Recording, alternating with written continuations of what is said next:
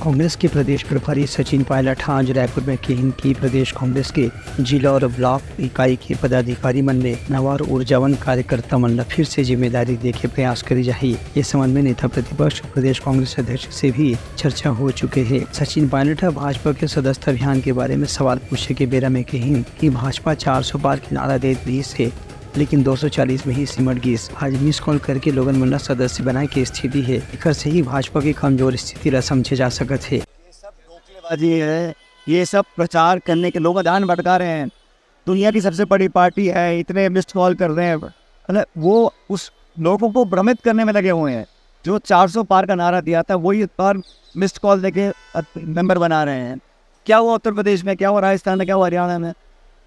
तो ये तो परिणाम लोकसभा के हैं। ये आईना दिखाया जनता को, जनता ने दिखाया भाजपा को कि इस प्रकार के जुमलेबाजी, नारेबाजी और लोगों को प्रभावित करने का जो काम है उसे समाप्त करना पड़ेगा। और हर राज्य सरकार, चाहे राजस्थान की हो, चाहे मध्य प्रदेश हो, छत्तीसगढ़ की हो, तीनों राज्यों के अंदर मुख्यमंत्रियों के पास कोई ताकत नहीं है। सारे निर्णय और सारे डिसीजन दिल्ली से हो रहे हैं, लिख के आदेश आ जाते हैं, उनको पालना करनी पड़ती है। और ये बड़ी विडम्बना है कि सरकार चुनने के बावजूद जनता को आज महरूम रहना पड़ा है। केंद्र का बजट आया, बिहार और आंध्र प्रदेश के राजनीतिक दबाव में लाखों करोड़ रुपये राज्यों को दिए, अच्छी बात है, लेकिन छत्तीसगढ़ ने क्या गुनाह किया था? यहाँ के लोगों ने भरपूर सांसद चुनकर भेजे थे, लेकिन आम बजट में इस राज्य को कुछ नहीं मिला, राजस्थान को कुछ नहीं मिला। तो ये राजनीतिक भेदभाव जो हो रहा है, ये पॉलिटिकल दबाव जो है दिल्ली में, उसकी वजह से हो रहा है। ब्यूरो रिपोर्ट उदलंघा न्यूज़।